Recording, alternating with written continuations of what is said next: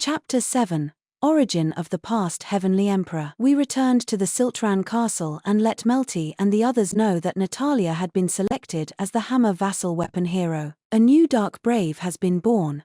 Wield that black power with abandon, O fallen pacifier. Philolia crowed from the sidelines.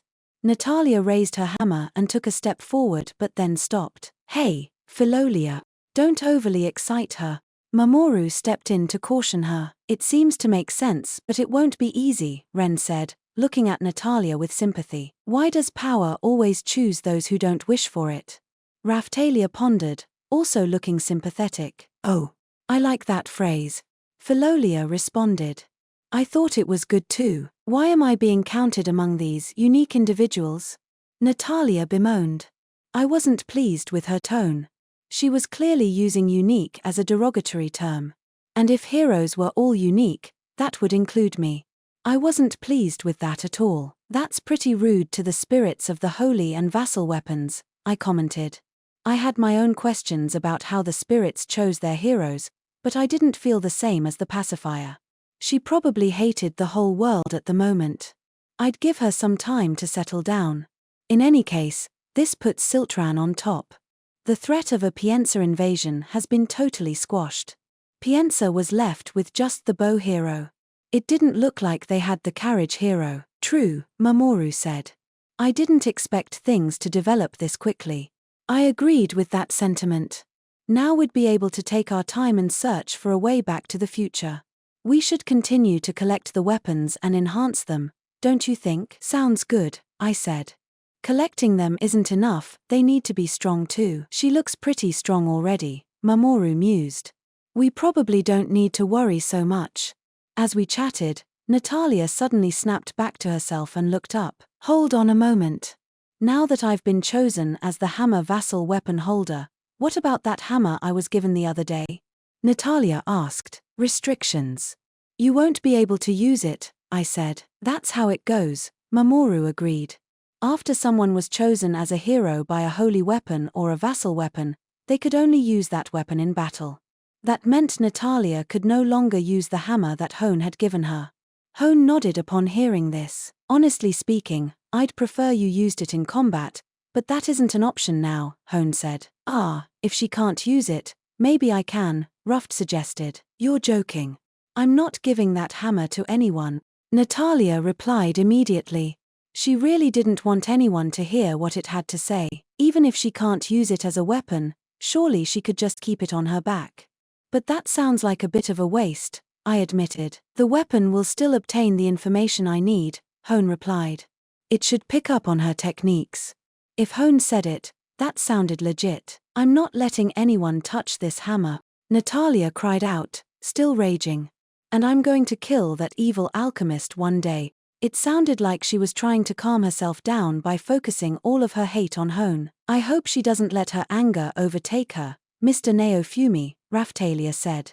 The implication there was Raphtalia wanted to add like you.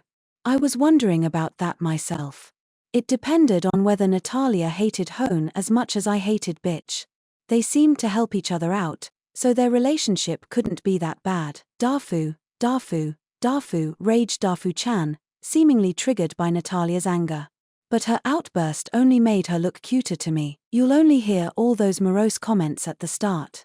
Once it's finished, it should be an excellent hammer, Hone commented. I hope you're right, Natalia said pointedly. With that, we welcomed Natalia as the hammer hero. I got the impression she would have liked to disappear, but her new duty would not allow for that. Being a hero really was the worst. It felt like some of these spirits, just some of them, were going to incredible lengths to troll our entire lives. The night after Natalia was selected as a hero, I was alone in my room, drawing up some accessory designs and compounding some medicine. Raph, said Raph-chan, bursting in. Dafu, said Dafu-chan, joining her.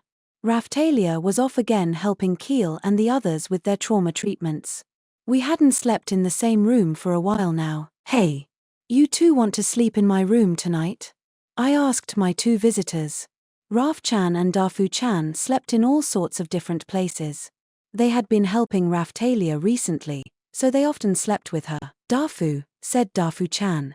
She took a step forward, stood up on 2 legs, and then leapt up into the air. With a theatrical puff of smoke, she turned into the form of the past heavenly emperor. "Huh? What's up?"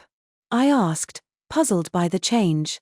It probably meant she had something she wanted to discuss with me. "You don't turn into this form very often. Any special reason today?" "It takes a long time to charge up the energy for this transformation," the past heavenly emperor explained. "I should have kept more for this purpose." That explained it. Technically speaking, she was stronger than Sardina. I would have preferred her fighting on the front lines. The reason she didn't turn into her human form often was because of the power it consumed. That was quite inconvenient. "Sounds like you must have something you want to say, and you don't have long to say it," I jibed. "I do not," the past heavenly emperor agreed. "Shall we have Hone make a few modifications? Increase your transformation time?" I continued. "I know you like joking around," the past heavenly emperor said, a frown instantly forming on her face, "but stop it. I already look like some freakish teddy bear, eh? I don't want things to get any worse." "Whatever you say," I placated her. I'd already been pretty sure of this, but it seemed the past heavenly emperor didn't care much for Hone. "The charge time is improving, anyway, but that only means I'm becoming more accustomed to this body, the past heavenly emperor bemoaned. It sounded like she might be able to transform more often in the future. "I'm going to keep this short even though I've got a lot to tell you." "Go right ahead," I said. I wondered if she had purposefully picked a time when Raphtalia wasn't here and what that might mean. "First, I need to explain exactly what I am," she started. "Raphtalia's ancestor, right? And coming after Natalia, I'm guessing," I cut in. "But that hammer of yours looked a lot like the one Hone had." We still had no real idea who this past heavenly emperor actually was. There was Raphtalia, Natalia, and her. That was about all the information we had. In the original timeline, did that turn up later, and did they use it for the experiment? I asked. "No. The way that hammer came into being, and its manufacture are without a doubt the same," the past heavenly emperor said confidently. "Which means, your residual memories from Natalia?" I guessed. "Close to that, but not exactly," the past heavenly emperor replied. "The answer is I was formed from that hammer, but further into the future from now when the personality transcription has been completed." This meant that the past heavenly emperor, sometimes known as Ravchan II, was not Natalia herself, but rather had been formed from a hammer containing a copy of Natalia's personality. It might be due to this unexpected trip to the past, and maybe because I'm growing into this body, but my memories are starting to come back to me. It doesn't feel exactly like I'm remembering them. "This is something else," the past heavenly emperor explained. "Okay," I said. I had been hoping for some clues on the immediate future of the age we were now in, but that didn't sound promising. "I can remember a little of what happened to the hammer after this. It was always taken out of Q10 Low as the weapon of the pacifier.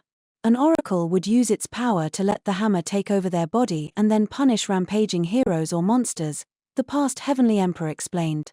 That sounded like the trick Shildina had pulled when we first met her. So the past heavenly emperor was the one who got sent out from Q10 Low to fix things. She was fated to do a whole bunch of fighting, then. Once I ended my life as a sentient weapon, there was nothing until Shildina awoke me. "So tell me, do you think the waves have ended in the future?" I asked her. She looked away as she replied, "I can tell you. I recall fighting many new enemies over the years of my life.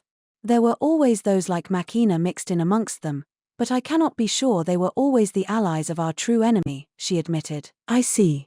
I rubbed my chin in thought. This trip back to the past was definitely an irregularity. More and more things were pointing to that now. We didn't have any concrete answers yet, but the main issue still stood: we had to get back to our time as quickly as possible. "You don't seem bothered about talking to the water dragon either." "Why's that?" "I've never liked him. He talks too much and telling him any of this isn't going to change things," the past heavenly emperor said. It sounded like she didn't get on with him. He didn't seem to know much that could help us anyway. "If I show them this form, I'm worried about affecting the heavenly emperor further from this time, the original me, she continued. I could see that too. Natalia didn't do so well with being affected. She still had a lot of growing to do, mentally. She wouldn't be able to withstand the shock of discovering what was basically a clone of herself among a bunch of people from the future. So putting this all together, you're a hammer with a copy of Natalia's personality who's from further into the future than me, I said. That personality was extracted from the hammer and stored in a different vessel. She corrected. And why do you say all the time? I asked. I don't know, she replied. You're a blend of Natalia's and Hone's personalities, perhaps, I ventured. Hone had that whole little old thing when she spoke. I hope that isn't the case, the past Heavenly Emperor said. It's more likely I'm just getting old. I recall my verbal patterns being strange prior to my final destruction. Okay then. What else do you need to say? I asked, moving her along. I now knew this was future Natalia, but the human version of the past Heavenly Emperor looked so much like a slightly older Raftalia that I found it hard to deal with her. Are you going to give some speech about preserving the timeline? You're the one who killed that foxy lady, so you're in no position to lecture on that topic. That had to be a pretty big blow to the space-time continuum, I said. That fox woman? No, the past Heavenly Emperor said non-committally. I would have liked a little more commitment there. A disturbing golden tail flickered through my memory. If any changes are happening, I'm the one who wants to observe them. I'm not going to come down on you too hard. Awesome. I'll go ahead and have Hone make the Raf species rather than the Philolials, I started. That is certainly not permitted, the past Heavenly Emperor said quickly. Know your place. I'd hoped she wouldn't take that stance. I simply can't stand how she styles herself as an evil alchemist, She definitely hated Hone. Are you expending all this charged-up power just to complain? I asked. No, of course not. There's something that's still vague in my mind, but it could be a useful lead, the past Heavenly Emperor said. What is it? I asked intently. Do you remember that device we saw in the Philolial Sanctuary, prior to coming to this time? The past Heavenly Emperor asked. You mean the things that Motoyasu activated? I asked. It had looked like a big clock. I think that was a facility for the control of time, the past Heavenly Emperor revealed. There's no Philolials in this time though, so they can't have a sanctuary yet, I said. Was that shrine there before they came along? Mamoru had mentioned a sanctuary, but I deduced that they had to be talking about those ruins in our time that we'd visited during the Church of the Three Heroes debacle. Melty might know where it was, and what kind of facilities they had, but it seemed unlikely there was anything there. This was before the fusing of the worlds. The terrain was pretty different. That made it hard to locate things. Like with Melramark and Siltvelt, there was a place called the Desert of Confusion on the way to Fobri again, in our time, but no such place here. If that shrine originated with the sword or spear worlds, that's going to be a real pain for us, I murmured. The worrying thing is how likely that sounds, the past Heavenly Emperor added. Not a laughing matter, I said, wondering how the hell we would get there if that was the case. But we aren't without some hope. There's potential to get there if we can obtain the carriage vassal weapon, the past Heavenly Emperor revealed. Why would a carriage offer any hope at all? I asked. The carriage is a movement-based vassal weapon, like the ship from Kizuna's world.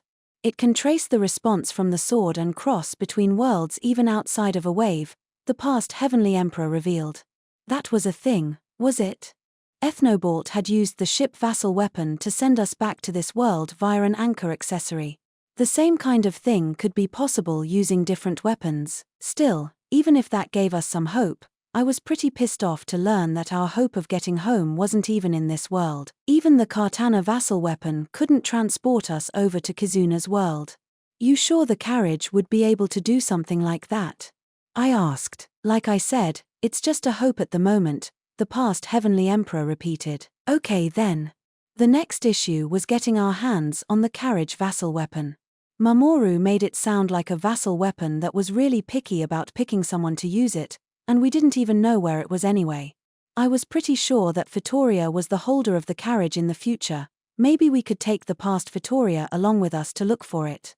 I get what you want to say, but how do we look for something we have no idea the location of in this time? I recall it being in a place the heroes call the Sanctuary, the past Heavenly Emperor said. So you do know, I replied sardonically. I remembered, she replied. This was one unreliable heavenly emperor. Natalia would probably feel dejected to know she turned into this in the future. I also wasn't so sure we'd find anything useful in this sanctuary. Mamoru made it sound like there wasn't much there. I'm out of time, the past heavenly emperor said, and then she popped back into Dafu-chan's shape in another puff of smoke. Dafu, said Dafu-chan with a deep sigh. I wondered whatever she could dislike about this vision of cuteness. Maybe this was what Raphtalia would look like if she turned into a Raph species. I now knew this was Natalia as a Raph species, so I reached out to stroke her. Even as I extended my hand, however, Dafu-chan leapt away, sensing danger, perhaps. She even gave a threatening growl. It seemed she knew all too well what I had been planning to do. Maybe another time. Thanks for all the info. I'll talk with Mamoru tomorrow and get him to take us to this sanctuary place, I said. Dafu, said Dafu-chan. Thanks to the information from the past heavenly emperor, I therefore decided to head to the sanctuary.